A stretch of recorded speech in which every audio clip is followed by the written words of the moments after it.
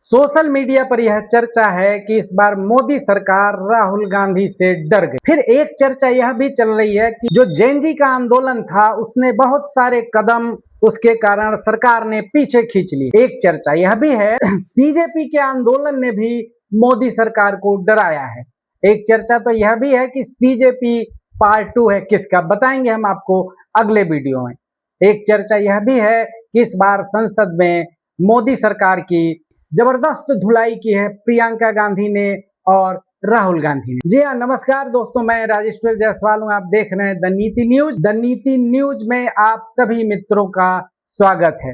दोस्तों, इस बार का जो मॉनसून सेशन था 25 दिन के बाद लगभग वह स्थगित कर दिया गया लोकसभा और राज्यसभा दोनों को, और अब सरकार आगे की रणनीति देखेगी। लेकिन इस सेशन में हुआ क्या क्या इस सेशन में क्या हुआ वो बहुत शिद्दत से हम आपको बताएंगे। पहली बार ऐसा हुआ है कि बहुत सारे कदमों को सरकार जो बहुत सारे विधेयक लाना चाहती थी, बहुत सारा काम करना चाहती थी, कुछ फैसले लेना चाहती थी, उससे सरकार ने अपने कदम पीछे खींचे हैं। क्यों खींचे हैं, इसके पीछे सबसे बड़ा कारण क्या है, वीडियो हमारा लास्ट तक देखते रहिए। बीच में आप इसको लाइक, कमेंट और शेयर भी कीजिए। हम बताएंगे आपको कि आखिर ऐसा हुआ क्यों कि 12 सालों में पहली बार मोदी सरकार या प्रधानमंत्री नरेंद्र मोदी या उनके जो हनुमान हैं अमित शाह, उनके कदम बहुत सारे मामलों में पीछे आए। विपक्ष इस बार सरकार पर चढ़ी रही और जो सरकार है वो एक तरह से दबी दबी सी महसूस कर रही थी, और एक तरह से जो सरकार है वो मूक दर्शक थी, वो कमजोर दिख रही थी, वो डिफेंसिव दिख रही थी। आक्रामकता उसके चेहरे से, जो उसका मुख्य चेहरा होता है, जो फेस है, फेस वैल्यू है, उससे वो गायब रही। तो दोस्तों, एक एक करके हम आपको बताएंगे कि किन किन मामलों में सरकार ने पीछे हटने का फैसला लिया। जी हाँ दोस्तों, इसमें सबसे बड़ी बात यह है कि एक परिसीमन विधेयक जो है वो सरकार लाना चाहती थी, लेकिन उस पर अपने कदम आगे नहीं बढ़ा पाई। परिसीमन दोस्तों जो सरकार करती है वो प्रायः इसलिए होता है कि वो चुनाव में उससे कुछ फैसले ले पाए, चुनाव में उससे वो कुछ फायदे ले पाए। फायदा ये लेना होता है कि वो अपने हिसाब से गठन करते हैं कि किधर से क्या काटें, क्या छांटें, कि उनके पक्ष में कुछ फैसले जो है वो जनता दे सके वोटों के द्वारा। दरअसल यही होता। अब इसमें देखिए सरकार ने ऐसा क्या किया है। सरकार को उम्मीद थी कि कांग्रेस से नाराज डीएमके उसका समर्थन कर सकती है, लेकिन तमिलनाडु विधानसभा ने संसद की सीटों की संख्या 543 रखने के पक्ष में ही सर्वसम्मति से अपना प्रस्ताव पारित कर दिया। सरकार चाहती थी, भाजपा वर्तमान की जो सरकार है वो चाहती थी कि सीटों की संख्या बढ़ाई जाए, लेकिन विपक्ष जो है वो नहीं चाहता कि सरकार जो है वो सीटों की संख्या बढ़ाए। और इसमें सत्ताधारी दल जो तमिलनाडु है, और इसमें एक नई जो पार्टी आई है एक्टर विजय की, टीवी के उनका नाम है, विपक्षी दल डीएमके समेत कई अन्य दलों ने उसका समर्थन किया। ठीक है, इस घटनाक्रम ने केंद्र को पीछे हटने पर मजबूर किया, क्योंकि वह दूसरी बार विधेयक लाकर उसे असफल होते नहीं देखना चाहती है। पहले एक बार और हो गया था। इसमें क्या है दोस्तों कि दक्षिण भारतीय जो राज्य हैं उनको यह डर सताता रहा है कि उनकी सीटें जो है लोकसभा में कम हो जाएंगी, तो उनकी वैल्यू कुछ कम हो जाएगी, उनकी जो शक्ति है पार्लियामेंट में वो कुछ घट सी जाएगी। ठीक है, और राजनीति में उनकी जो हिस्सेदारी है वो कम हो जाएगी। ठीक है, और गौरतलब है कि ये जो बजट सत्र के बाद बुलाए गए विशेष सत्र में सरकार लोकसभा में परिसीमन विधेयक पारित कराने में सफल रही थी, लेकिन संविधान संशोधन होने के कारण आवश्यक विशेष बहुमत नहीं जुटा पाई और विधेयक जो है वो गिर गया था। इसके बाद राजनीतिक समीकरण बदले, तृणमूल कांग्रेस और शिवसेना जो है उसमें भी टूट आई, कुछ सांसद बीजेपी के साथ आए, जिसमें सरकार को उम्मीद जगी कि इस बार वह बहुमत जुटा लेगी, लेकिन ऐसा नहीं हुआ। लेकिन जैसे एक घटना और मैं बता रहा हूँ, मैं ये उपचुनाव जो हुए थे, जैसे एक चुनाव तो वहाँ दतिया मध्य प्रदेश में हुआ, उसमें भी बीजेपी की बुरी तरीके से हार हुई। लेकिन दूसरा जो सबसे बड़ा चुनाव हुआ बांकीपुर पटना का, बांकीपुर जो है वो नितिन नवीन की सीट रही है बहुत दिनों से, उसके पहले उनके पिताजी रहे हैं और वो भाजपा के थे, अभी भाजपा के अध्यक्ष हैं, राष्ट्रीय अध्यक्ष हैं। तो वहां भी भाजपा बुरी तरीके से हार गई। ठीक, और मामला उनका खराब हो गया और इसके कारण भी सरकार जो है अपना पांव पीछे कर ली। सरकार के लिए यह झटका ही था। परिसीमन की बात हो गई। दूसरा एक और विधेयक था जिसको जेपीसी के पास भेजा गया, ज्वाइंट पार्लियामेंट्री कमेटी के पास, फॉरेन कंट्रीब्यूशन रेगुलेशन एक्ट। आप खूब जोर शोर से सुन रहे होंगे, एफसीआर। इसमें क्या है कि आपने सुना होगा कि इसको बहुत फंड मिल रहा है, सुने होंगे आप लोग। इधर 5-7 सालों से एक आदमी का नाम बहुत प्रसिद्ध, एक आदमी का नाम जो है वो बहुत भयंकर रूप से भारत में चलता है, जॉर्ज सोरोस। तो लोगों को लगता है कि जॉर्ज सोरोस विपक्ष को बहुत पैसा दे रहा है। फिर इधर चल रहा है कि भाई पाकिस्तान पैसा दे रहा है, बांग्लादेश पैसा दे रहा है, चीन पैसा दे रही है, जॉर्ज सोरोस पैसा दे रहा है और भारत में फंड हो रहा है और आंदोलन हो रहे हैं।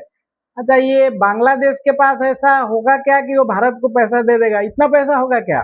हो सकता है कुछ लोगों के पास, कुछ लोगों को फंड किया जा सकता है, लेकिन पैसे ऐसे तो है नहीं कि साइकिल, बाइक पर और कार पर लेकर कोई आ जाता है। ठीक, कोई भी पैसा आता है, अगर ट्रांजैक्शन होता है तो सरकार को सब कुछ पता होता है, तो ऐसे पैसा नहीं आ सकता। सरकार विदेशी अंशदान विनियमन कानून जो है यानी एफसीआरए, उसमें संशोधन लेकर आई। विपक्ष और कई ईसाई संगठनों ने नॉर्थ से, असम से, साउथ इंडिया से इसका जबरदस्त विरोध हुआ है। आखिरकार केंद्र सरकार ने क्या हुआ कि इसको संयुक्त संसदीय समिति यानी जेपीसी, ज्वाइंट पार्लियामेंट्री कमेटी के पास भेजने पर यह सहमत हो गई है। एक तरह से यह भी विपक्ष की जीत है, कांग्रेस इसे अपने दबाव का परिणाम मान रही है। यूं कहें कि पूरा विपक्ष, लेकिन राहुल गांधी खूब जबरदस्त रूप से आजकल हावी हैं। तो सरकार का कहना है कि जो ये बिल है उस पर व्यापक विमर्श के लिए यह कदम उठाया गया है। एक और विधेयक था, उच्च शिक्षा सुधार विधेयक, ये पेश नहीं हुआ। इसमें यह था कि एक केंद्रीय निकाय बनाने की बात कही गई थी, एक केंद्रीय एजेंसी बनाने की बात कही गई थी और पिछले साल इसे भी जेपीसी में भेजा गया था और इस सेशन में दोबारा पास करना था, पेश करना था इसको, लेकिन सरकार ने इसे सदन में पेश नहीं किया। इसमें यह माना गया है कि यूजीसी समेत कुछ और संस्थाओं को एक जगह मिला करके और केंद्रीय नियामक बनाया जाए, निकाय बनाया जाए। ठीक है, केंद्रीय निकाय बनाया जाए, लेकिन ये सरकार, विपक्ष को पसंद नहीं आया। बहुत सारे जो एजेंसीज हैं, बहुत सारे बुद्धिजीवी जो हैं और सेवाओं में जो लगे हुए लोग हैं, उनको भी ये पसंद नहीं आ रहा है, तो ये भी खत्म हुआ।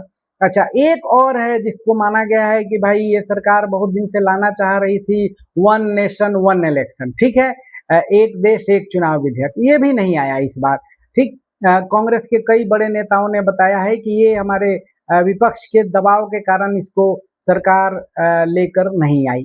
दरअसल ये बहुत ही बेकार होगा कि एक ही बार चुनाव हो। मैं तो इस पक्ष में नहीं रहता हूँ। बार बार चुनाव होता है तो ये है कि सरकार, कोई भी सरकार हो, कांग्रेस की हो, भाजपा की हो, ठीक है, ये सभी गठबंधन से ही चल रहे हैं, तो उन पर एक दबाव बना रहता है। बीच बीच में चुनाव होता रहता है तो दबाव बना रहता है कि भाई अगर हम गड़बड़ करेंगे तो जनता क्या करेगी। यहाँ तो मान लीजिए अगर एक ही बार सब कुछ होता है, चुनाव होता है, तो 5 साल के बाद ही जनता कुछ कर पाएगी, बीच में तो है नहीं। जैसे अभी बांकीपुर चुनाव हुआ तो बहुत सारे काम हो गए। ठीक, या सरकार पर दबाव बना। एक इधर जंतर मंतर पर जो आंदोलन हुआ जबरदस्त जेनजी का, तो उसमें ऐसा हुआ कि सरकार में एक तरह से कहें, पहली बार तो नहीं, लेकिन दबाव के कारण ये इस्तीफा हुआ। धर्मेंद्र प्रधान जी का, जो शिक्षा मंत्री थे, उनका इस्तीफा हुआ। ये छोटी बात नहीं है, नहीं तो अभी तक लोग कहते आए हैं, राजनाथ सिंह ने कई बार बोला है कि भाई ये कांग्रेस की सरकार नहीं है, भाजपा में और इस सरकार में, एनडीए में इस्तीफे नहीं होते, आपने सुना होगा। ठीक है, इस तरह एक और बिल था जो पेश नहीं हो पाया, स्वतंत्र बर्खास्तगी बिल।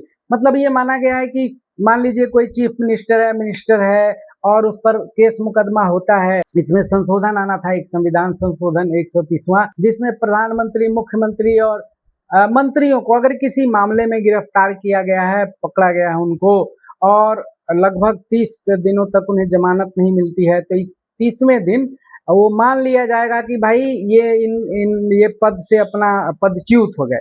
ठीक है, या ये पद से अपने आप हट गए, इस तरह का नियम था। तो मान लीजिए अभी जिस तरह की सरकार है और विपक्ष का कहना है, जनता के एक बड़े हिस्से का कहना है कि जो सरकार ये है वो निरंकुश है, तो किसी को भी आप गिरफ्तार कर सकते हैं, कहीं भी किसी भी मुख्यमंत्री को पकड़ के अंदर कर दिया जाएगा। जैसे हेमंत सोरेन गए थे, अरविंद केजरीवाल गए थे, तो 30 दिन के बाद इनका अपने छुट्टी हो जाएगा, है कि नहीं? तो इसी तरह का लाना था, लेकिन ये हो नहीं पाया। पिछली बार भी विरोध के बाद सरकार ने इसको भी जेपीसी में भेजा था, जेपीसी के सर पर बहुत बड़ा भार हो गया। अब देखिए एफसीआरए विधेयक पर नरमी जो है क्यों, ये मैं बता चुका हूँ कि ईसाई संगठनों ने भी विरोध किया था उसमें, और नॉर्थ ईस्ट के बहुत सारे राज्यों ने, संगठनों ने विरोध किया, साउथ इंडिया के राज्यों ने विरोध किया, ठीक है। इसमें लोगों को लग रहा है कि भाई ईसाई जो संगठन है बाहर से उनको बहुत पैसा मिल रहा है, जॉर्ज सोरोस पैसा दे रहे हैं, बहुत सारे देश जो हैं वो लोग पैसा दे रहे हैं।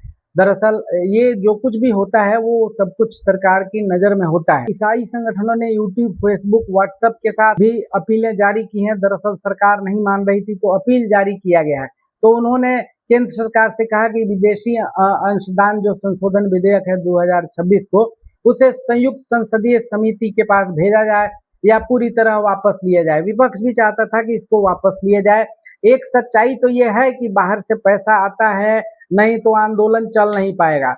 मधु पूर्णिमा किशोर को अगर हम लोग सुनते हैं, आप लोग सुनते हैं, तो उन्होंने भी कई बार बोला है कि आरएसएस वाले भी पैसा लेते हैं बाहर से। ऐसा नहीं है, वो लोग भी पैसा लेते हैं, सब लोग पैसा लेते हैं। बाहर से पैसा नहीं आएगा तो आंदोलन नहीं होगा। आंदोलन में बहुत सारा पैसा खर्च होता है, खाने पीने से लेकर। इस बार भी आप लोगों ने देखा जेनजी आंदोलन में कि कैसे खाने के पैकेट जो है जोमेटो से आ रहे थे, और तमाम तरह के जो इस तरह फूड पैकेज भेजने वाले लोग जो होते हैं, वो कोई कनाडा से कर रहा था, कोई अमेरिका से कर रहा था, कोई ब्रिटेन से कर रहा था, वहीं से ऑर्डर मार दे रहे थे लोग और हजारों पैकेट आ रहे थे और लोग जम के खा रहे थे।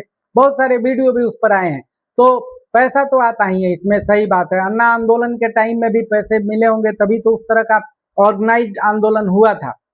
ये हम सबको याद है, मुझे तो याद है, हमने देखा था उस आंदोलन को बहुत बढ़िया से। उस समय हम लोग जिस चैनल में हुआ करते थे वहाँ रेगुलर प्रोग्राम होता। इस सत्र में खूब हंगामा हुआ एफसीआरए बिल पर, फॉरेन कंट्रीब्यूशन रेगुलेशन एक्ट पर, बिल पर जो है, इस पर बहुत ज़्यादा हंगामा हुआ। कहीं कहीं तो ये भी बताया गया है कि इस पे जो अमेरिकन विदेश मंत्री जेंडी वेंस थे, उन्होंने भी फ़ोन किया था यहाँ भारत में, लेकिन इसकी कोई सच्चाई या प्रूफ तो है नहीं कि बताया जा सके कि हाँ भाई इसमें फ़ोन आया था और इसको वापस ले लिया गया है, ठीक है। इस संशोधन विधेयक पर सरकार का जो रुख है नरम पड़ने के पीछे जेंडी वेंस की फ़ोन पर बातचीत का हवाला दिया जा रहा है, लेकिन इसके कोई ठोस और सार्वजनिक सबूत नहीं है या जानकारी उपलब्ध नहीं है। तो इसे अंतर्राष्ट्रीय दबाव का प्रमाण तो दोस्तों नहीं माना जा सकता। यह बिल ईसाई संगठनों को प्रभावित कर रहा था। ये सही बात है कि ईसाई संगठनों को बाहर से बहुत पैसा आता है, उनको समर्थन मिलता है। कई बार आरोप भी लगते हैं कि वो धर्म परिवर्तन जो है वो करते कराते हैं, तो इसलिए भी बीजेपी इन संगठनों को प्रॉब्लमेटिक मानता है। बीजेपी जो है इन संगठनों को थोड़ा सा समस्या दायी मानता है और इसलिए भी ऐसा हुआ है। और कई ईसाई संगठनों ने इस पर काम किया है, उन्होंने दबाव बनाने की कोशिश की है। हो सकता है कि विदेशी कुछ संस्थाओं से भी उन्होंने रिक्वेस्ट किया हो कि ऐसा ऐसा किया जाए, ठीक है। तो इसको संयुक्त संसदीय समिति के पास भेजा गया है, जेपीसी के पास भेजा गया है कि इसे वापस ले लिया जाए, और इन अपीलों को सरकार को सम्मानजनक तरीके से पीछे हटने का अवसर देने की कोशिश के रूप में देखा गया है। आजकल एक चीज आप लोगों ने देखा होगा कि राहुल गांधी, प्रियंका गांधी, विपक्ष के नेता, ये लोग सरकार पर जबरदस्त रूप से चढ़े हुए हैं। आपने देखा होगा कि कैसे पप्पू यादव ने संसद में ड्रामा कर दिया, वो चंदा चोरी के मामले में बाबा जी का वेश धर लिया उन्होंने और एक दान पात्र रख लिया और बाद में भागते नजर आ रहे हैं। कुछ सांसदों ने उनको, ये सब प्रहसन था, नाटक था, उनको पकड़ लिया और धमधमाया जम के। इसी तरह अभी बंदर लेके भी पहुंचे कुछ लोग जो बंदर खिलौने के रूप में थे, और 56 इंच का सीना वगैरह उस पर सब कुछ लिखा हुआ था। लेकिन युवा आंदोलन या विपक्ष की रणनीति जो है वो उन लोगों ने दबाव बनाया दरअसल इस बार संसद में। सरकार और खास करके गृह मंत्री अमित शाह जो है हमेशा विपक्ष से निपटते रहे हैं, और उनकी रणनीति जो है विपक्ष की रणनीतियों को ध्वस्त करने में सबसे ज़्यादा आगे रही है। लेकिन इस बार ऐसा नहीं हुआ। इस बार सबका मानना है कि ये जेनजी आंदोलन जो था ना, तो जो भी सरकार का इकबाल है मोदी सरकार का, और मोदी को बहुत मजबूत माना जा रहा था इंदिरा गांधी की तरह, ठीक है।